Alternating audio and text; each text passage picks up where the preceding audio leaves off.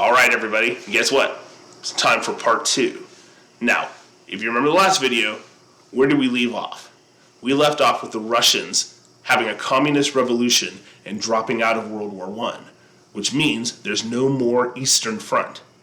And if you remember your assignment from the last video, you needed to submit an answer basically telling me, how does Russia dropping out, how does that affect World War I, especially from the perspective of the Central Powers? Now, if you remember, war of attrition, we said war of attrition where neither side is able to defeat the other.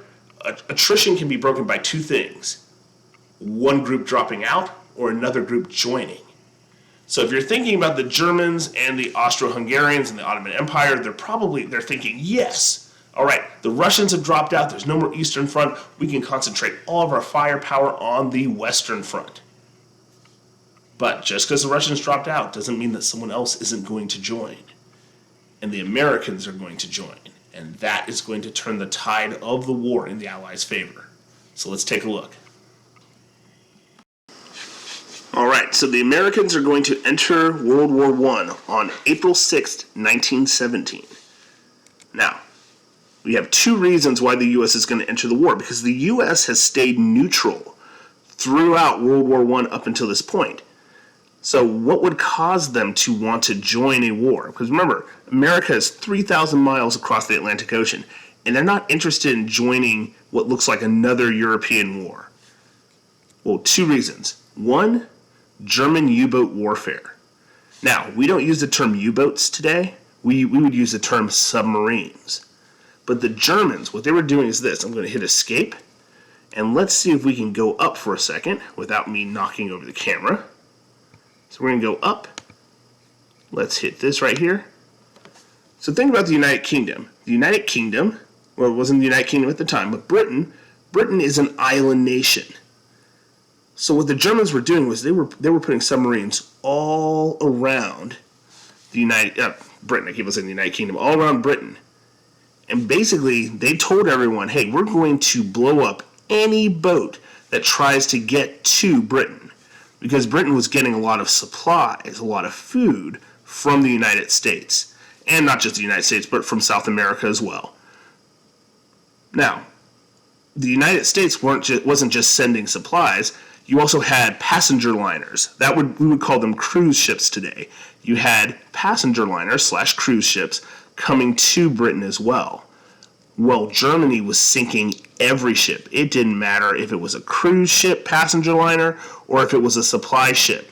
They sunk everything. And it was making Americans angry because you had a lot of Americans who were losing their lives on some of these cruise ships. All right?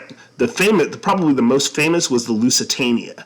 Now, Lusitania did have supplies, war supplies, but it was inside a passenger ship. So you had civilians who were killed when the Lusitania sunk. This was a huge, huge blow to, not so much a blow, sorry, I shouldn't say it was a blow to America, but it woke up a lot of Americans and made them angry. That would be a better way to say it. So if we go back and we hit escape, let's go back to our current slide. So current slide, and let's get to the Americans. All right. The second and probably bigger event that led to the Zimmermann Note. Now I'm going to pick up the camera for a second. All right. Now, the Zimmermann Note. The Zimmermann Note, this was a telegram. Now, if you don't know what a telegram is, think of it this way. It was a message. You could send a message like the way you pick up a phone. Okay, actually, for you guys wouldn't know phones having to go across wires nowadays because everything is wireless. Okay, but back in the olden days, you had electrical wires that were strung all across the country, and you could actually send messages across the ocean, all right, along cables. Now, here's the thing, though.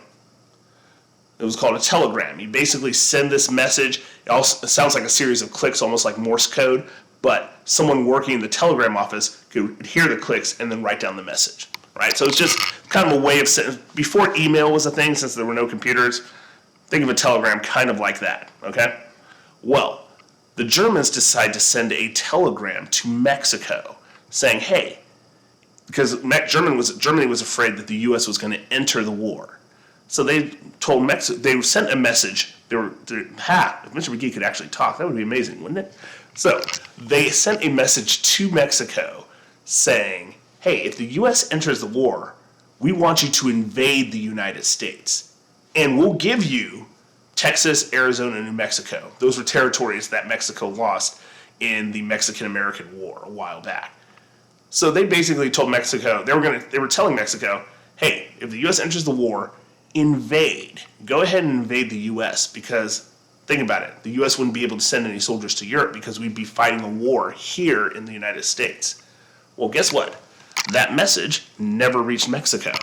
It got intercepted by the British, and the British gave that message to the Americans, and they also published it in the newspapers.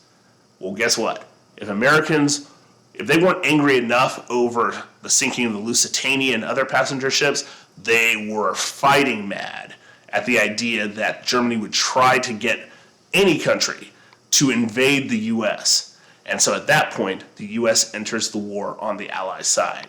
So if you think about it, it's kind of weird because Germany's goal was to stop the U.S. from entering the war, and by sending that telegram, they caused the U.S. to enter the war.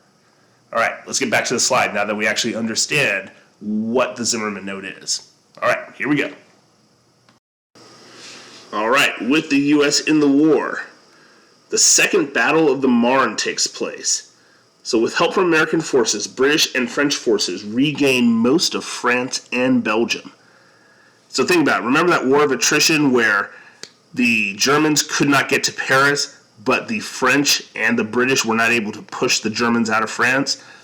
Well, with fresh American troops, fresh equipment, and think about it.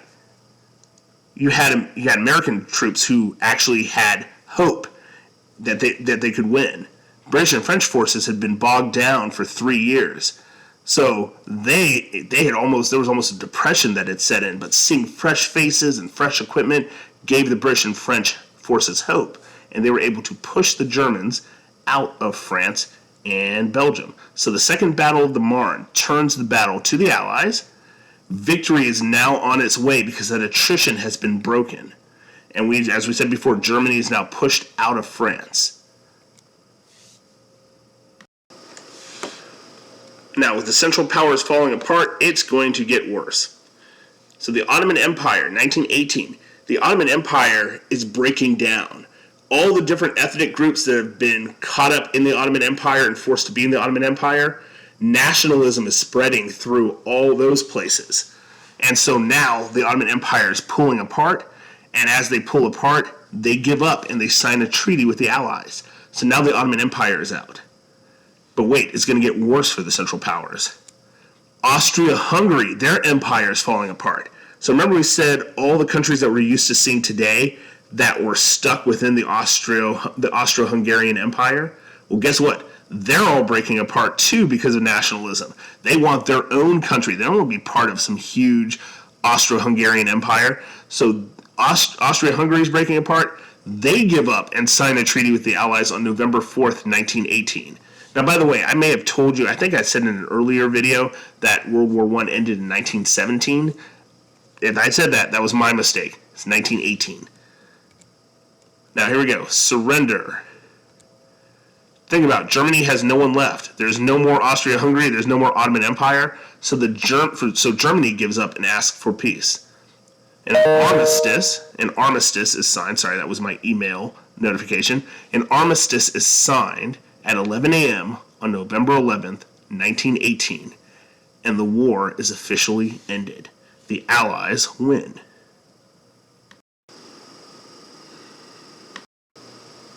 By the way, an armistice basically means that both sides have agreed to stop fighting.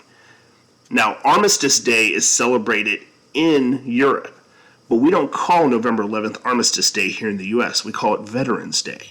It's where we celebrate soldiers who have fought in different wars for the U.S. But the reason why we celebrate November 11th is because that is the day that the armistice was signed in 1918.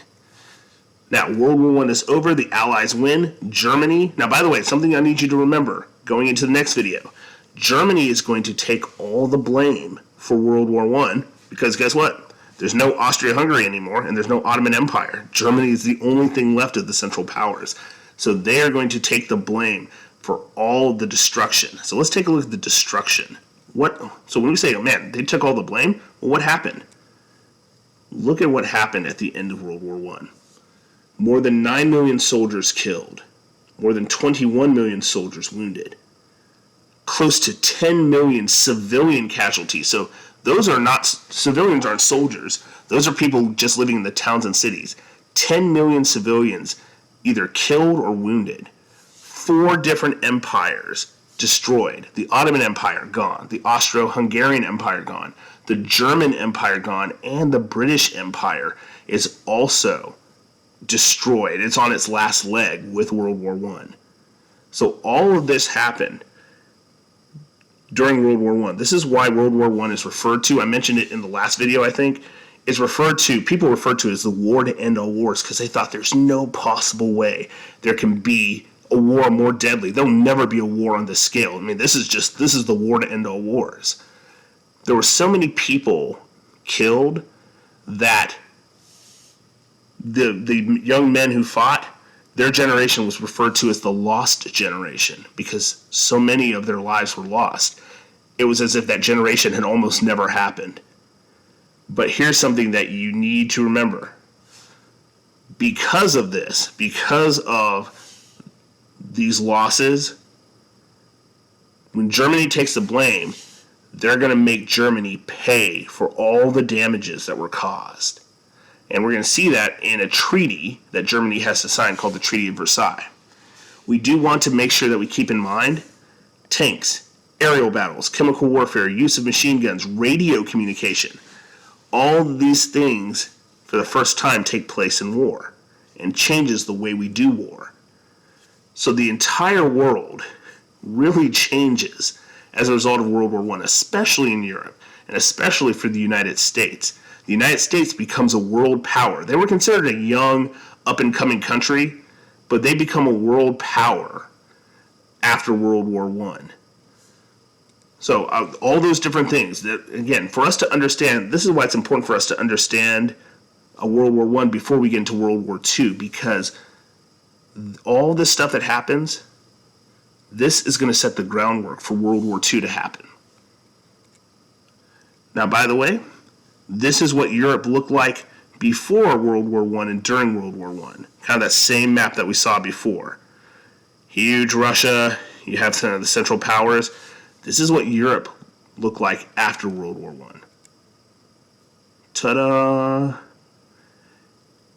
The Europe that we know today, geographically, starts to come into place because of what happens at the end of World War I. This part, Finland, used to be part of Russia. It becomes its own country. Remember nationalism we were talking about? Well, all those groups with the empires breaking up, the German Empire, no more Austria-Hungary, no more Ottoman Empire, all these ethnic groups start to form their own countries, and Europe starts to look a lot more like the Europe that we know today. All right, guys. Thank you for sticking around for World War I. We are going to take a look at a little short video called the Treaty of Versailles, because we do need to understand what was the treaty that was signed at the end of World War I, and what part did it play in leading up to World War II. All right? Your assignment is this. I want you... Actually, you know what? Before we get to the Treaty of Versailles... you know what? Let's just go with this, right? I want you to pick one of these inventions, and I want you to tell me, how do you think this invention changes the way war is fought? So pick one of these inventions, and then tell me, how would that invention... So let's say you picked tanks. Well, how do tanks change the way war is fought? You might have to look up what tanks actually do. You might have to look up chemical warfare or aerial battles, machine guns, radio communication. But I want you to pick one of these inventions and tell me, okay, how do you think that invention changed the way wars are fought? Go ahead and submit that to me. And then make sure that you look at the next video on the Treaty of Versailles, and then you'll be done for today. All right, take care, guys.